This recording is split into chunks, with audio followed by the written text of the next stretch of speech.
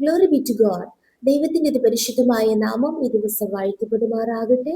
എന്നെ ശ്രമിക്കുന്ന എല്ലാ പ്രിയ ദൈവമക്കൾക്കും യേശു ക്രിസ്തുവിന്റെ നിസ്തുല്യ നാമത്തിലുള്ള എന്റെ സ്നേഹാവന്ദനങ്ങൾ. അതേ പ്രിയമുള്ളവരെ, എപ്പോഴും നമുക്ക് ദൈവസ്ഥാനത്തിൽ പ്രശംസിപ്പാൻ യാതൊന്നും തന്നെയില്ല. നമുക്ക് ആർക്കും ദൈവസ്ഥാനത്തിൽ പ്രശംസിക്കുവാൻ കഴിയുകയുമില്ല. പ്രശംസിക്കുന്നവൻ ദൈവത്തിൽ തന്നെ പ്രശംസിക്കണമെന്ന് വചനം നമ്മെ കുറിച്ച് പറയുന്നു. ഈ ലോകക്കാർ തങ്ങളുടെ ധനത്തിൽ, തങ്ങളുടെ മാനത്തിൽ, തങ്ങളുടെ സൗന്ദര്യത്തിൽ, തങ്ങൾക്ക് ലഭിച്ചിരിക്കുന്ന ലോകസുഖ സൗകര്യങ്ങളിൽ പ്രശംസിക്കുമ്പോൾ ദൈവമക്കളായ നമുക്ക് ഓരോരുത്തർക്കും പ്രശംസിക്കുവാൻ നമ്മുടെ യേശു കർത്താവിലൂടെ മാത്രമേ ഉള്ളൂ. Praise the Lord. ഇവിടെ അപ്പോസ്തലനായ പൗലോസ് റോമർക്ക് എഴുതിയ ലേഖനം 5-ാം അധ്യായം അതിന്റെ 1 മുതൽ 11 വരെയുള്ള വചനങ്ങളിൽ 3 പ്രാവശ്യം താൻ ഏതിലൊക്കെ പ്രശംസിച്ചിരിക്കുന്നു, നാമും ഏതിലൊക്കെ പ്രശംസിക്കണമെന്ന് 3 പ്രാവശ്യം 3 കാര്യങ്ങളെ കുറിച്ച് പറയുന്നു. ഒന്നാമതായി റോമർക്ക് എഴുതിയ ലേഖനം 5-ാം അധ്യായം അതിന്റെ 2-ാം വചനം, നാം നിൽക്കുന്ന ഈ കൃപയിലേക്ക് നമുക്ക് അവൻ മൂലം വിശ്വാസത്താൽ പ്രവേശനവും ലഭിച്ചിരിക്കുന്നു. നാം ദൈവ തേജസ്സിന്റെ പ്രത്യാശയിൽ പ്രശംസിക്കുന്നു. അതായത് വിശ്വാസത്താൽ നീതീകരിക്കപ്പെട്ട യേശു ക്രിസ്തുവിൻ മൂലം ദൈവത്തോട് സമാധാനം പ്രാപിച്ച ദൈവകൃപയിൽ ഇന്നും കൃപയാൽ നിലനിൽക്കുന്ന നമുക്ക് വിശ്വാസത്താൽ സ്വർഗരാജ്യത്തിലേക്കുള്ള പ്രവേശനവും ലഭിച്ചിരിക്കയാൽ ദൈവത്തിന്റെ തേജസ്സിന്റെ പ്രത്യാശയിൽ നമുക്ക് പ്രശംസിക്കുവാൻ കഴിയും. സ്തോത്രം. അങ്ങനെയാണെങ്കിൽ ഈ വചനം കേൾക്കുന്ന നാം എല്ലാവരും യേശു ക്രിസ്തുവിൽ വിശ്വസിക്കണം. വിശ്വാസത്താലുള്ള നീതീകരണം പ്രാപിക്കണം. സ്തോത്രം. ദൈവത്തോടുള്ള ആ നിരപ്പ് നാം പ്രാപിക്കണം. സ്തോത്രം. ഹല്ലേലൂയ.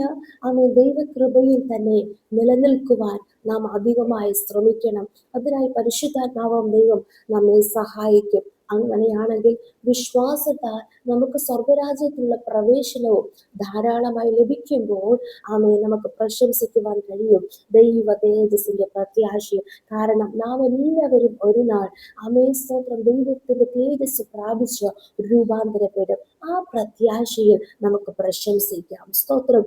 രണ്ടാമതായി ആ പ്രത്യാശ ഉള്ളവർ വേറൊരു കാര്യത്തിലും പ്രശംസിക്കും. അതായത് 3-4 വചനങ്ങൾ.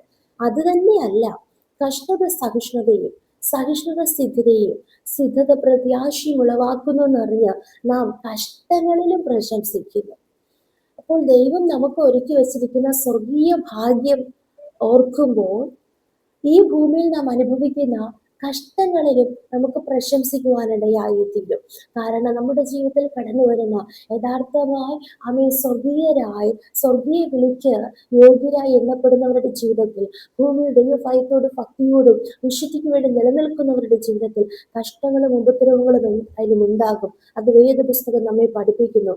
അങ്ങനെയാണെങ്കിൽ നമ്മുടെ ജീവിതത്തിൽ വരുന്ന കഷ്ടതകൾ അത് വെറുതെയല്ല, അത് നമ്മെ നശിപ്പിക്കുവാനല്ല, അത് സിദ്ധതയെ ഉളവാക്കും. ആ സിദ്ധത പ്രത്യാശയെ ഉളവാക്കും. കഷ്ടത സഹിഷ്ണുത ഉളവാക്കും. സഹിഷ്ണുത സിദ്ധതയെ ഉളവാക്കും. സിദ്ധത പ്രത്യാശയെ ഉളവാക്കും. ആ പ്രത്യാശ ഉള്ളതിനാൽ നമുക്ക് കഷ്ടങ്ങളിലും പ്രശംസിച്ചുകൊണ്ട് ദൈവത്തെ സ്നേഹിച്ചും ദൈവത്തെ സേവിച്ചും ആരാധിച്ചും മുന്നേറുവാനിടയായിത്തീരും. മൂന്നാമത് 11-ാം വചനത്തിൽ വായിക്കുന്നു, അത്രയുമല്ല, നമുക്കിപ്പോൾ നിരപ്പ് ലഭിച്ചതിന് കാരണമായ നമ്മുടെ കർത്താവായ യേശു ക്രിസ്തു മുഖാന്തരം നാം ദൈവത്തിൽ പ്രശംസിക്കുകയും ചെയ്യുന്നു. സ്തോത്രം. ഈ നാളുകളിൽ ഈ ലോക ജീവിതത്തിൽ നാം ജീവിക്കുമ്പോൾ സ്തോത്രം, ഇത്ര വലിയ രക്ഷ നമുക്ക് നൽകിയ ആ ദൈവത്തിന്റെ സ്നേഹം നാം ഓർക്കുമ്പോൾ നമുക്ക് എങ്ങനെ സ്തുതിക്കാതിരിക്കുവാൻ കഴിയും? ആ യേശു ക്രിസ്തുവിനെ നമുക്ക് വേണ്ടി ഭൂമിയിലേക്ക് നൽകി, യേശു ക്രിസ്തു നമുക്ക് വേണ്ടി തന്റെ രക്തം ചിന്തി യാഗമായി തീർന്നത് കൊണ്ടാണ് നമുക്ക് ദൈവത്തോടുള്ള നിരപ്പ് പ്രാപിക്കുവാൻ ഇടയായി തീർന്നത്. ആയതിനാൽ പുത്രനായ യേശു ക്രിസ്തുവിനെ നമുക്ക് വേണ്ടി നൽകിയ ആ ദൈവത്തിൽ തന്നെ നാം പ്രശംസിക്കുകയും ചെയ്യുന്നു. സ്തോത്രം. ഈ നാളുകളിൽ ഇങ്ങനെ തന്നെ പ്രശംസിക്കുന്നവരാ കർത്താവ് നമുക്ക് ഒരുക്കി വെച്ചിരിക്കുന്ന ആ സ്വർഗീയ ഭാഗ്യം, ആ ദൈവ തേജസ്സിന്റെ പ്രത്യാശയിൽ പ്രശംസിക്കുന്നവരായി, അതുകൊണ്ട് ഈ ഭൂമിയിൽ അനുഭവിക്കുന്ന ചില കഷ്ടതകൾ, പ്രതിസന്ധികളിൽ തളർന്നു പോകാതെ കഷ്ടങ്ങളിലും പ്രശംസിക്കുന്നവരായി അവൻ യേശു ക്രിസ്തുവിനെ നമുക്ക് വേണ്ടി നൽകി ദൈവത്തോട് നമ്മെ നിരപ്പിച്ച ആമേ സ്തോത്രം സ്തോത്രം, ആ ദൈവത്തിൽ യേശു ക്രിസ്തു മുഖാന്തരം പ്രശംസിക്കുന്നവരായി നമുക്ക് മുന്നേറാം. ഈ വചനങ്ങൾ ദൈവം നമ്മെ ഇവരെ അനുഗ്രഹിക്കുമാറാകട്ടെ. നമുക്ക് ഒരുമിച്ച് പ്രാർത്ഥിക്കാം. നല്ല ദൈവ സ്വർഗ്ഗസ്ഥ പിതാവേ, അനുഗ്രഹിക്കപ്പെട്ട ദിവസത്തിലും അങ്ങ് ഞങ്ങൾക്ക് നൽകിയ ആലോചനയ്ക്കായി സ്തോത്രം ചെയ്യുന്നു. ഈ വചനപ്രകാരം തന്നെ ഞങ്ങളെ പൂർണ്ണമായി സമർപ്പിക്കുന്ന കർത്താവേ, അപ്പാ ഞങ്ങൾക്ക് പ്രശംസിക്കുവാൻ യാതൊന്നും തന്നെ ഇല്ല കർത്താവേ. ഞങ്ങൾ നിൽക്കുന്നത് അങ്ങയുടെ കൃപയാലാണെന്ന് ഞങ്ങൾ അറിയുന്ന കർത്താവേ. ഈ വചനം കേൾക്കുന്ന ഞങ്ങൾ എല്ലാവരും അപ്പൊ ഓരോരുത്തരും വിശ്വാസത്താൽ നീതീകരണം പ്രാപിക്കാതെ, യേശു ക്രിസ്തുവിനെ വിശ്വസിക്കാതെ, ഇന്നും യേശു ക്രിസ്തുവിനെ സ്വന്തരക്ഷിതാവായി സ്വീകരിക്കാതെ, രക്ഷ പ്രാപിക്കാതെ, ആ സ്വർഗീയ രാജ്യത്തിലേക്കുള്ള പ്രവേശനം പ്രാപിക്കാതിരിക്കുന്ന ഓരോ പ്രിയപ്പെട്ടവരും ഇന്ന് തന്നെ യേശു ക്രിസ്തു വിശ്വസിച്ച് അപ്പാ രക്ഷ പ്രാപിക്കുവാൻ എന്നെ സഹായിക്കണമേ.